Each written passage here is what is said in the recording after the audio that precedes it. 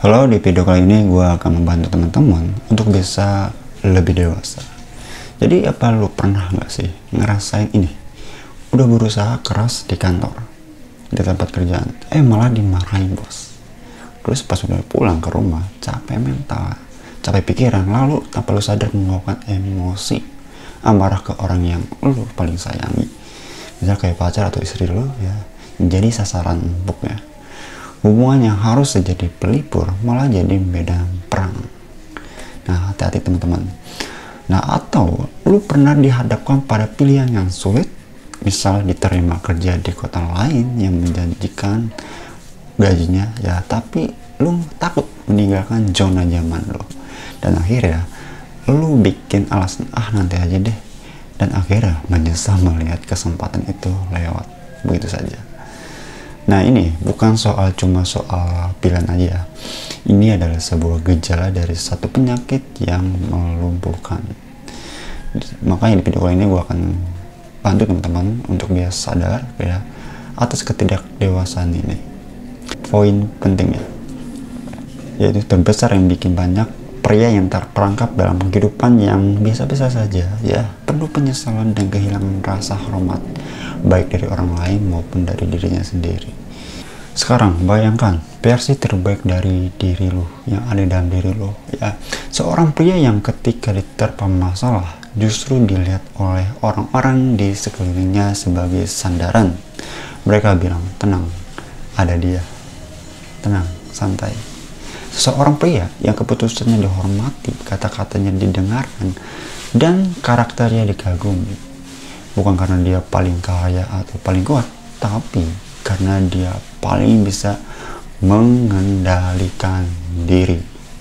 Ya, mengendalikan emosi, pikiran, dan aksinya. Jadi di video kali ini kita akan bahas tuntas apa itu sikap dewasa yang sebenarnya ya, bukan sekedar tua, bukan sekedar umur ya, tapi kita akan jelajahi dari kacamata sains dan kebijaksanaan kuno. Mengapa mengendalikan diri adalah superpower yang akan membawa lu pada level kehidupan yang lebih baik dan lebih tinggi. Kenapa orang yang bisa mengendalikan dirinya adalah orang-orang yang paling bisa memantaskan diri untuk segala hal baik dalam hidupnya. Jadi simak sampai selesai. Ilmu pengetahuan punya penjelasan yang gamblang teman-teman ya. Dalam otak kita ada dua area yang terus bertarung. Area yang pertama yaitu amigdala. Apa itu amigdala? Ini adalah sebuah sistem alarm primitif kita ya, yang kita bikin lu langsung ingin berteriak, kabur, panik, atau memukul ketika menghadapi ancaman ya. Dia reaktif, emosional, dan impulsif. Ini adalah sebuah otak pilot otomatis yang tanpa kita sadari ketika kita melakukannya. Lalu yang kedua, area kedua adalah ada prefrontal cortex ya. Ini adalah sebuah CEO dari otak ya, sang pilot manual yang kita melakukannya dengan sadar ya. Dia bertanggung jawab untuk logika, perencanaan, pengambilan keputusan, dan yang paling penting mengendalikan impuls dari area amigdala ini. Seorang pria yang tidak dewasa dibiarkan dikendalikan oleh amigdalanya. Dia seperti bayi besar yang langsung menangis ketika lapar, tantrum misalnya.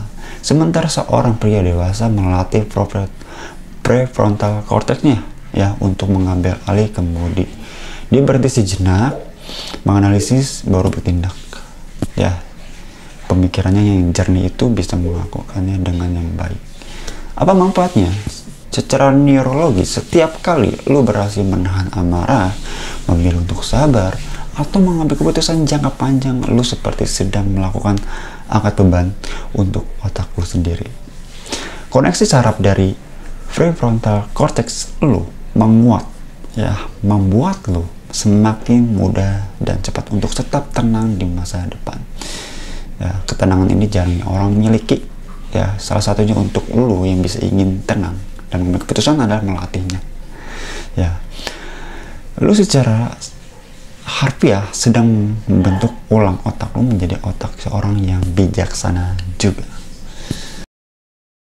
Nah, kalau sains bicara soal how, maka filsafat dan orang-orang bijaksana bicara soal why, kenapa. Mengapa mengendalikan diri membuat lu menjadi lebih pantas dan diterima dimanapun. Nih, orang-orang bijaksana bilang, orang yang bisa menguasai dirinya lebih hebat daripada orang yang bisa menaklukkan seluruh dunia sekalipun. Kan? Mari kita urai satu persatu. Yang pertama, kepercayaan, trust. Orang yang akan mempercayai lu dengan proyek besar, rahasia, dan hubungan jika mereka yakin lu tidak akan hancur atau bertindak gegabah saat tekanan datang. Karena kontrol diri adalah fondasi kepercayaan diri seorang pria. Yang kedua, kepemimpinan, leadership. Seorang pria wajib banget memiliki sikap leadership, ya. Pemimpin sejati bukan seorang yang paling keras suaranya bisa nyuruh-nyuruh, bukan ya, tapi yang paling dingin kepalanya dalam krisis. Ketika orang lain panik, dialah yang menjadi penentu arahnya, ya, fondasi yang kuat. Kepemimpinan lahir dari rasa aman yang lo berikan kepada orang lain. Lalu yang ketiga ada harga diri, yaitu self-esteem. Bayangkan setiap kali lu menepati janji, ya, pada diri sendiri, apalagi orang lain, itu seperti saya tidak akan marah-marah hari ini, atau saya akan olahraga, ya. Lu membangun sebuah self-respect yang ada dalam diri lu, karena lu membuktikan pada diri lu sendiri bahwa lu adalah seorang pria yang bisa dipegang kata-katanya dan juga dipercaya dengan orang lain dengan kata-katanya. Ini berbeda jauh dengan perasaan murahan, ya, karena pujian di media sosial. Memantaskan diri bukan tentang menunggu sampai lu layak, tapi lu udah layak ketika lu memantaskan diri dengan melatih. Ini tentang membangun kelayakan itu dari dalam diri lu lewat setiap pikiran kecil untuk mengendalikan diri. Ketika lu tenang, lu bisa mendengar intuisi dan suara hati lu dengan lebih jelas dan lebih jernih. Keputusan yang lu ambil pun akan lebih aligned, ya, dengan nilai-nilai dan tujuan hidup lu yang sebenarnya.